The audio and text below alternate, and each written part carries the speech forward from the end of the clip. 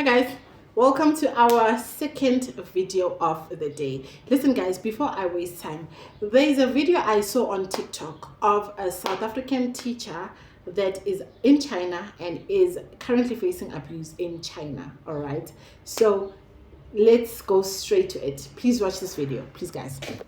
Hello, my name is Nolusindiso. I'm from South Africa. I'm currently based in Shanghai, China, and I work as a kindergarten teacher.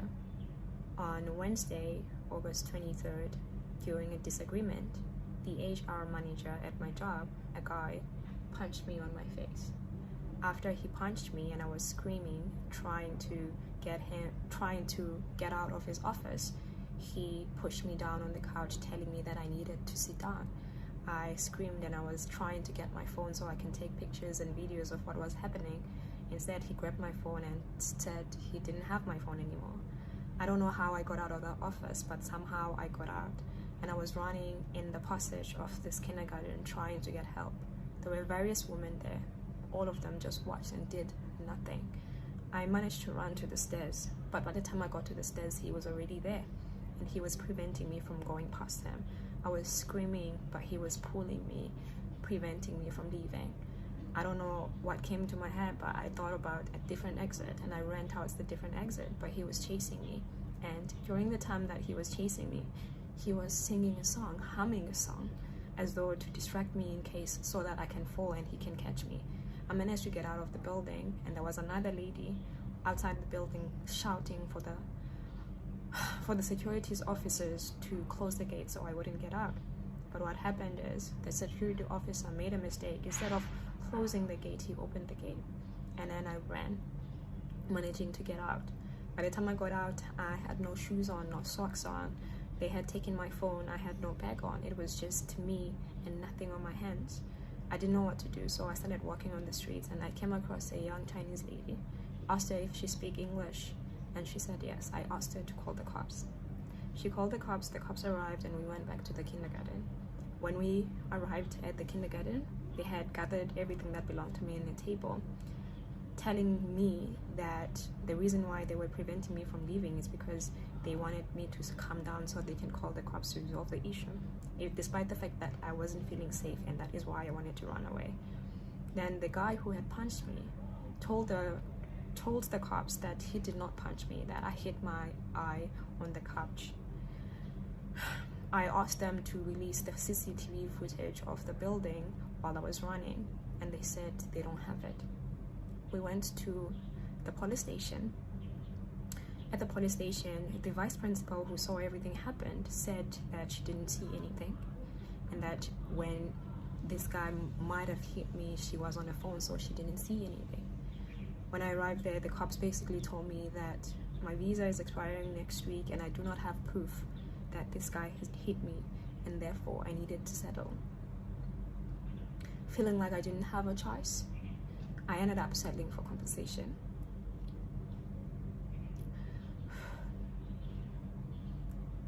I'm making this video because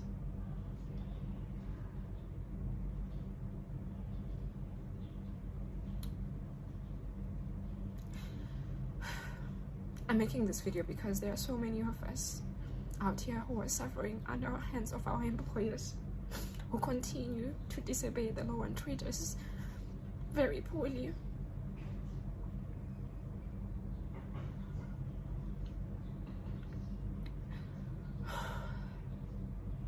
And I'm also making this video because I feel very powerless in this situation.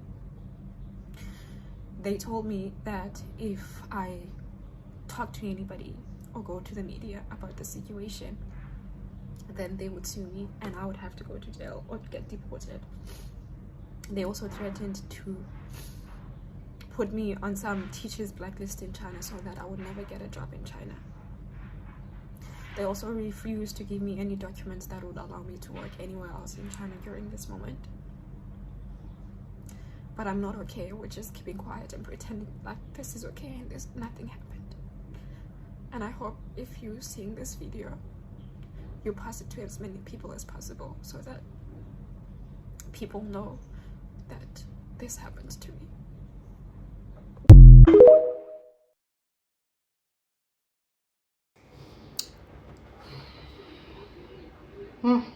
Sad, guys.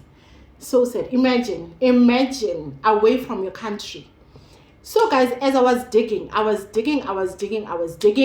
I found this video. Apparently there's a guy that made a content out of that video, and this is what he had to say. Listen, guys, and as you listen, please think of your thoughts. I would like to know what you think of this, all right? But I will also come back with my 2 cents of the issue. Hello people, I saw this lady video on TikTok. She's from South Africa. You know, I saw a video and she narrated what happened. It was so very bad. I keep telling my African brothers and sisters, the day we stop seeing the Asian, the Europe, the Westerners as God, that is when they will stop maltreating us. But as long as we keep seeing them like they are superior, they will keep doing what they are doing to us. Now, this lady is from South Africa and she resides and works in China, in an Asian country. And where she works, her HR or whatsoever abused her, one, because she's from African. And the least South African people can see on the comment section is "come home." You know, I trust, I'm not making mouth. That is why I always speak about Nigerian. I'm from Nigeria and I know what we are capable of. I swear to God, if not all of us, out of 100% of Nigerian, 99.9%, foreigner cannot do this thing to the person. Be he woman, be he man. If our lady is in this kind of situation, she will retaliate. We as an African, we should stop respecting these people. They are not God. They are the different about us. It's color. We have everything than these people. They've been taking from us. We are in our country. They maltreat us. We still travel to their country. They will still maltreat us. When will African rise up and fight back? Now, I used to watch some video that South African people normally go to those foreigners, especially Chinese, they sell fake alcohol and all that. You see how South African police or that guy that normally interrogates them, you see how he's always afraid even touching Chinese people. When he discover fake alcohol from their shop, to even touch them, he always afraid.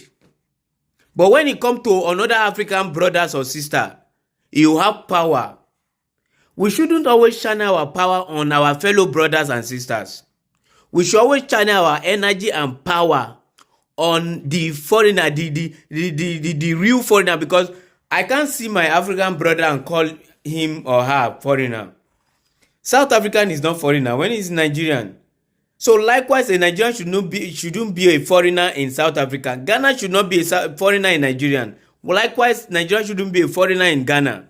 In all over Africa, we should only see the foreigners as the white people, the Europeans, the Westerners, the Asian, the Indians. All those Somalis that say they are not African, we should see those ones as foreigners, not our own fellow brothers and sisters. I really feel pity, and if African will not stand up to kick against what is going on, it will get out of hand. South African government should not let this go. To wrap it up, I know South African, most of you don't like truth. That is why you always kick against videos that say truth about your people and your country. Now, do you see how this lady feel? She feels so pain. She feels that nobody is here to help her because she's a foreign land. That is how some people you guys maltreat in your country. That is how they feel too. The pain she's feeling right now, that she's in another man's country and they are maltreating her like this. That is how most foreigners feel in your country. That's why we need to have a change of attitude, change of mind, and it will really help us. It's an advice. If you like, you take it, because most of you will not take it. Thank you.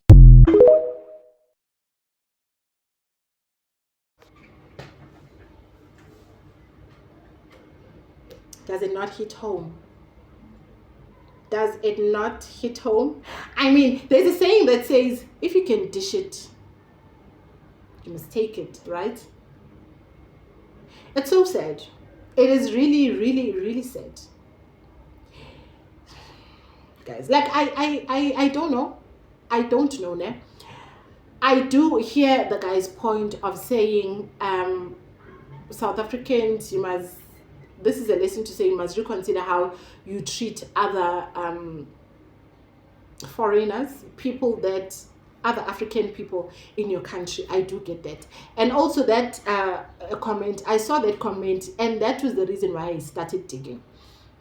Someone commented on the actual video, and they said that this is how Zimbabweans feel in South Africa. All right, that's when I started digging, and then I found this video. I do get the fact that my brothers and sisters must consider how they treat African people. I do get that. And also, elaborating on that, I feel like most of my brothers and sisters are probably reacting the way they are reacting to other African people because they're not really travelers. You know, they're not really travelers. Some not by choice, it's because of financial issues, and others is by choice. They do have the money to travel, but they just choose not to travel. You know, and the point I'm trying to make here is that you can't make someone from another country uncomfortable if you yourself are a traveler. That's where I'm going to say, if you are a traveler, then you can't dish it if you won't be able to take it from another country, you yourself, you know. So it's just a thing where this is how I feel personally. You know, you won't do to other people if you travel, because you don't know what you can expect from that country, the other country, you yourself, because what comes around goes around again. We know that. But also, my other thing is that, why are South African teachers underpaid, guys? Why are South African teachers underpaid? Because, like, really, like, why are South African teachers underpaid? Teachers should be paid more than any other profession, not only in South Africa, but in any country, because it is through teachers that there are other professions. It is through teachers. Have you seen a qualified doctor who will say to you, no, I didn't go to school? Leave university. University is another thing. I'm talking about primary school and high school. Do you understand? University, I feel like university is a personal choice. It is a personal choice. And before they are university teachers, they start from primary school. In fact, not primary school, crèche. It starts at crèche. Primary, high school. So the most important profession in the world, crèche, high school teachers, crèche teachers, primary school teachers, high school teachers. It starts at crèche. The crèche teachers, I'm just going to make an example. If the crèche teachers earn 20,000, right? The primary school teachers must earn 15,000. The high school teachers must earn 10,000. That's just an example. And then the university teacher, there is not much to be done here in university. Let's just face it and speak the truth. Because in university, you are receiving a child that can talk, that can express themselves, that can go to the bathroom, that can do this, and that. The challenge is there, down. Even the university teachers, even they can earn less, they are fine. Then let the university teachers earn less than crèche, primary, high school. That's okay. We are okay with that. Because you can't receive a child who is already, you are receiving a child that has decided to be disciplined. Do you get what I'm saying? Whereas crèche, primary, high school, you are receiving a child who's deciding to be the opposite.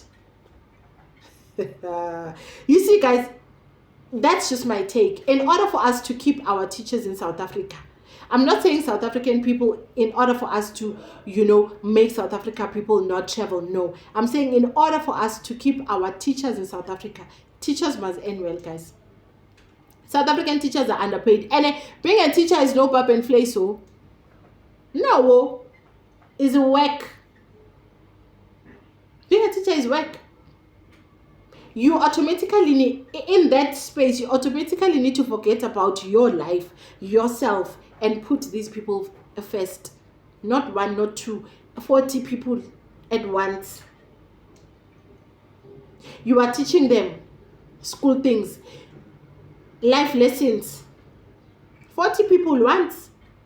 One person, two hands, 2 arms, 10 fingers, whatever. It's not easy, guys. That's just my 2 cents. I don't know, guys, what is your take? But I feel like South African teachers, or let me say just worldwide, teachers must be paid well. But otherwise, I'll hear your view. Let me know what you think. See you guys on the next one.